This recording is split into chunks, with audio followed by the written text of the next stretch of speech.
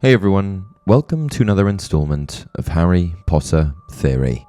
Today we're going to be discussing a rather compelling theory pertaining to the Defense Against the Dark Arts posting at Hogwarts School. I first saw this theory on Reddit, so shout out to Wordhammer on the HP subreddit for the inspiration. Defense Against the Dark Arts is a core subject taught at Hogwarts that purportedly teaches students how to defend themselves against dark magic, creatures, and curses, though I'm not sure this subject has been particularly successful in this regard. The curriculum covers a wide range of topics, including recognizing and repelling dark creatures, identifying and countering curses, and learning protective spells. But for as long as Harry attended Hogwarts, and actually for many decades prior, the subject had a particularly high turnover rate. Scratch that, a ludicrously high turnover rate.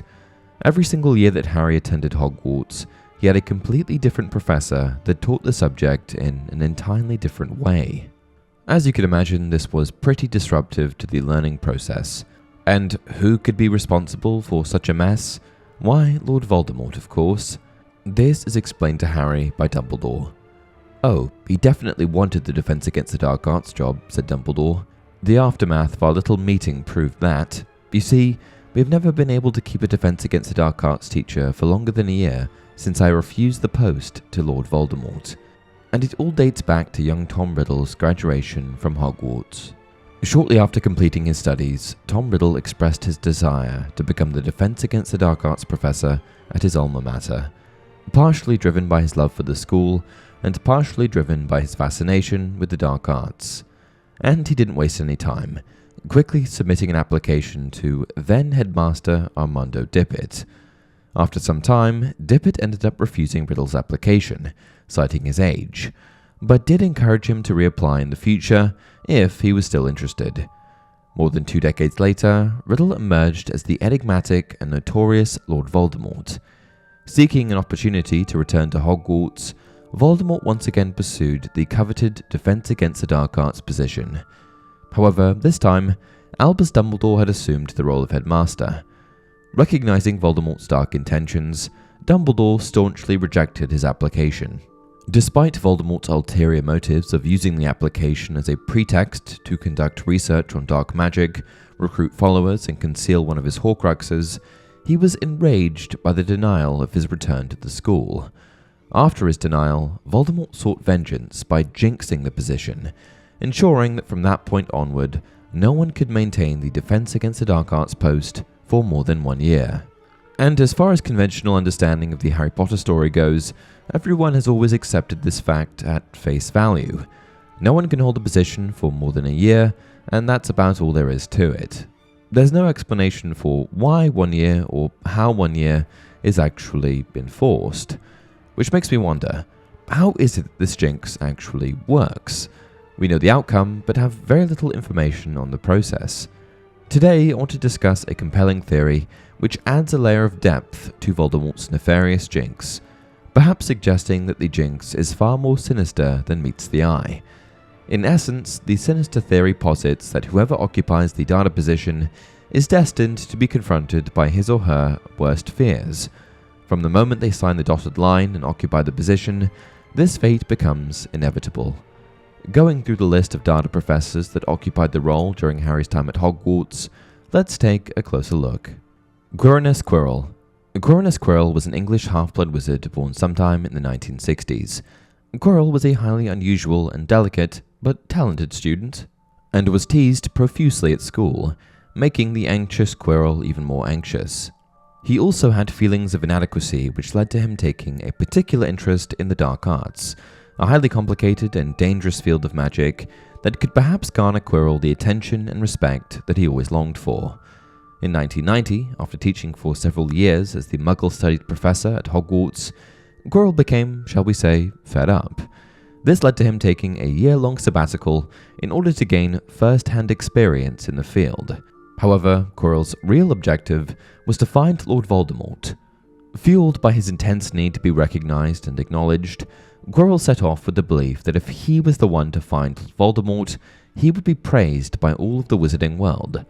And find Voldemort he did, However, things didn't go exactly according to plan, as he was easily manipulated and controlled by Voldemort. Voldemort recounts just how easy Quirrell was to manipulate. A wizard, young, foolish and gullible, wandered across my path in the forest I'd made my home. Oh, he seemed the very chance I'd been dreaming of, for he was a teacher at Dumbledore's school. He was easy to bend to my will. He brought me back to this country, and after a while, I took possession of his body, to supervise him closely as he carried out my orders. For as long as Quirrell was alive, his greatest desire was to be recognized. He was intelligent, capable, and more than willing to put the work in. But for some reason, he was never properly acknowledged. Contrary to this, Quirrell's greatest fear was to never be recognized, living out a life where his contributions to society were continually swept under the rug. After being overpowered by Voldemort, Quirrell was forced to face this fear head-on. Under the Dark Lord's control, he was devalued, used, and then thrown away. The worst part of it all was that his death was never even investigated. Fate was not kind to the poor, misguided Quirrell, and he ended up facing his greatest fears in the worst way possible. Gilderoy Lockhart. In adolescence, Lockhart was a clever, good-looking boy, and when he realized quite early on that he was magical, it only went to his head, inflating his already massive ego even further.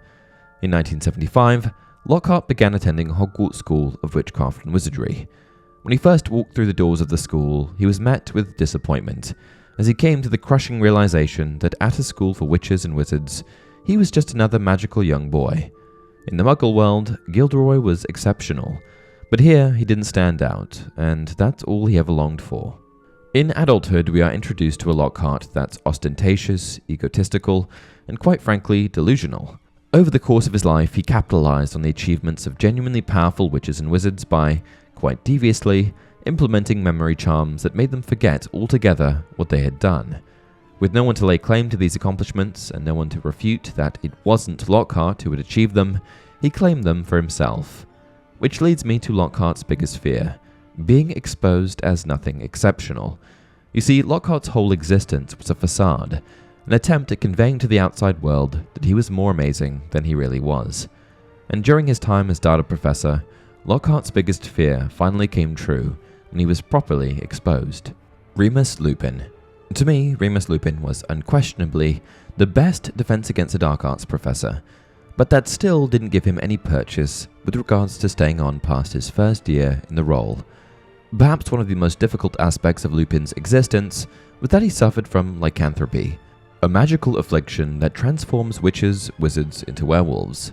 Lupin was afflicted with this disease at a very young age after being infected by Fenrir Greyback, which meant that he had to deal with it for most of his existence. And perhaps one of Lupin's greatest fears was that he, A, was exposed as a werewolf, mainly due to the stigma towards werewolves in wizarding society, and B, that he would lose control in his werewolf form and risk hurting those closest to him. And while serving as professor for Defense Against the Dark Arts, Lupin faced both of these scenarios in a relatively short period of time. Barty Crouch Jr., Fake Moody. In the 1994 to 1995 school year, Barty Crouch Jr., disguised as Professor Alistair Moody via Polyjuice Potion, took on the role of Data Professor. Interestingly, despite being an active Death Eater, Barty Crouch Jr. did a fairly good job of teaching the subject. However, while acting as the imposter professor, he was ultimately forced to confront numerous challenging situations that ultimately led to the manifestation of his fears. Firstly, in order to maintain his disguise, he had to kill his own father, Barty Crouch Sr., who was a prominent figure in the Ministry of Magic and staunchly opposed to Voldemort. This act demonstrated his loyalty to Voldemort, but also highlighted the fear and desperation that drove him. Additionally, Barty Crouch Jr.'s involvement in the Triwizard Tournament, which was manipulated to aid Voldemort's resurrection, led to him missing the significant moment when his master returned. This missed opportunity likely intensified his fear and anxiety about his own standing with Voldemort and the consequences if he failed to deliver. Barty Crouch Jr.'s greatest fears revolved around failing in his mission to serve Voldemort and the consequences that would come with it. He was known for his unwavering commitment to the Dark Lord, and he would have been afraid of disappointing Voldemort or facing his wrath if he were to make a mistake or fail in any way. And at the end of the same school year, when Barty Crouch Jr. was finally exposed as an imposter, he was subjected to the Dementor's Kiss, a fate that eradicated his soul.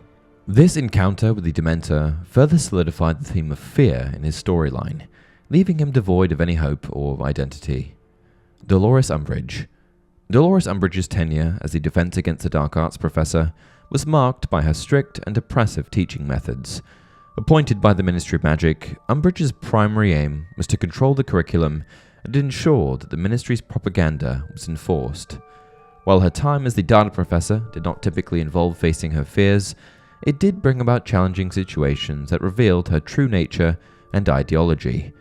Umbridge's fear was not related to personal vulnerabilities or past traumas, but rather a fear of losing control, the fear of anything she considered chaotic or outside of her authority. Furthermore, Umbridge was incredibly prejudiced. She loathed any and all kinds of magical creatures, and held a certain amount of disdain for Muggleborns. Ultimately, Umbridge has her authority completely destroyed, then falls victim to half-breeds and creatures, all because she was deceived by a Muggleborn. Ouch. Harry Potter. Though not an official Defense Against the Dark Arts professor, Harry Potter did covertly teach the subject to his peers behind closed doors during Umbridge's rule over Hogwarts. At this point in time, Dumbledore's army is formed, and Harry teaches his friends the ways of the Patronus charm in the Room of Requirement. And, as it would appear, not even Harry, who unofficially taught the subject, was exempt from Voldemort's curse. In this same year, Harry's relationship with Cho implodes. He's caught by Umbridge as a result of his most hated rival, Draco, and he even ends up losing the closest thing to a parent he had left, Sirius. Having lost his parents at a very young age, I think that Harry's greatest fear was feeling alone in the world, devoid of friends and family. At this point in the story, I'd argue that Harry had a closer relationship with Sirius than anyone else, largely due to the connection with his parents. Snape. Severus Snape became the Defense Against the Dark Arts professor during Harry's 6th year at Hogwarts. In theory, Severus Snape was the perfect Defense Against the Dark Arts teacher. He had a profound understanding of both sides of the magical spectrum and knew more about the dark arts than most, making him the perfect candidate to teach students defense. However, not even Snape, who vied for the data teaching position for so many years, seemed to be exempt from Voldemort's wicked curse. It was in this same school year that Snape had to begin taking action with regards to his perceived allegiances. Snape was a bad guy turned good guy, and that's confirmed later on. But for a while, it's a little unclear what side he's truly on. At the end of the school year, Snape is forced to choose his side, ruining his reputation with those he respects, even if it was mainly just for the optics.